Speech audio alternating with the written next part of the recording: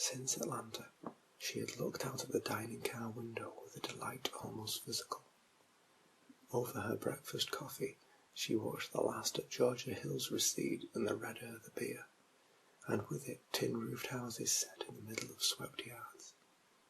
And in the yards the inevitable verbena grew, surrounded by whitewashed tyres. She grinned when she saw her first antenna atop an unpainted negro house. As they multiplied, her joy grew. Jean Louise Finch always made this journey by air, but she decided to go by train from New York to Macon Junction on her 5th annual trip home.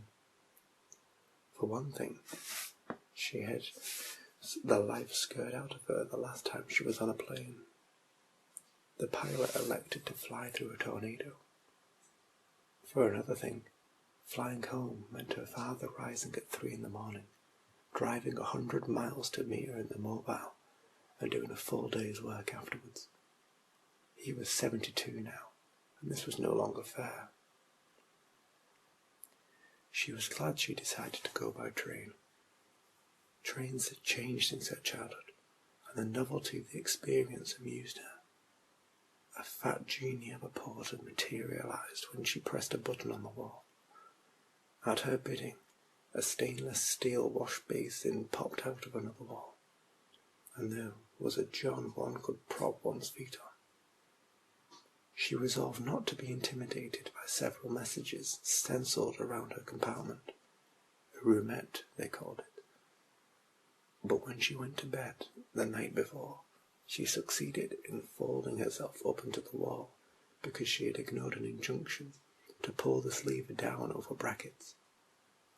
A situation remedied by the porter to embarrassment, as her habit was to sleep only in pajama tops.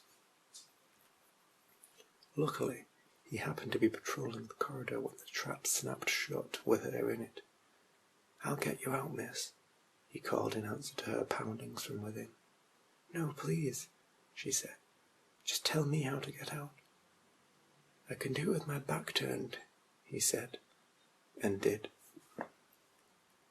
When she awoke the morning, the train was switching and chugging in the Atlanta yards. But in obedience to another sign in her compartment, she stayed in bed until College Park flashed by. When she dressed, she put on her Macon clothes, grey slacks, a black sleeveless blouse, white socks, and loafers.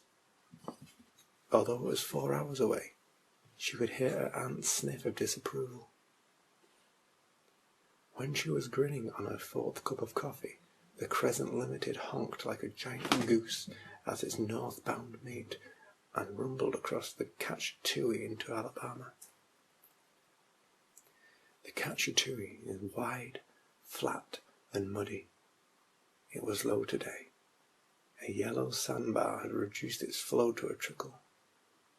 Perhaps it sings in the winter-time, she thought. I do not remember a line of that poem. Piping down the valley's wild? No. Did he write to a waterfowl, or was it a waterfall? She sternly repressed a tendency to boisterousness when she reflected that Sidney Lanier must have been somewhat like her long-departed cousin, Joshua Singleton Sinclair, whose private literary preserves stretched from the Black Belt to Bayou La Barre. Jean Louise's aunt often held up cousin Joshua to her as a family example, not likely to be discountenanced. He was a splendid figure of a man. He was a poet. He was cut off in his prime, and Jean Louise did do well to remember that she was a credit to the family. His pictures did the family well. Cousin Joshua looked like a ratty Algernon Swinburne. Jean Louise smiled to herself when she remembered her father telling her the rest of it. Cousin Joshua was cut off, all right, not by the hand of God, but by Caesar's hosts. When at the university, cousin Joshua studied too hard and thought too much. In fact, He read himself straight out of the 19th century. He affected an Inverness cape and wore jack boots he had a blacksmith make up from his own design. Cousin Joshua was frustrated by the authorities when he fired upon the president of the university, who, in his opinion, was little more than a sewage disposal expert. This was no doubt true, but an idle excuse for assault with a deadly weapon. After much passing around of money, Cousin Joshua was moved across the tracks and placed in state accommodations for the irresponsible, where he remained until the rest of his days. They said he was reasonable in every respect, until someone mentioned that president's name. Then his face could become distorted. He would assume a whooping crane attitude and hold it for 8 hours or more, and nothing or nobody could make him lower his leg until he forgot about that man. On clear days, Cousin Joshua read Greek, and he left a thin volume of verse printed privately by a firm in Tuscaloosa.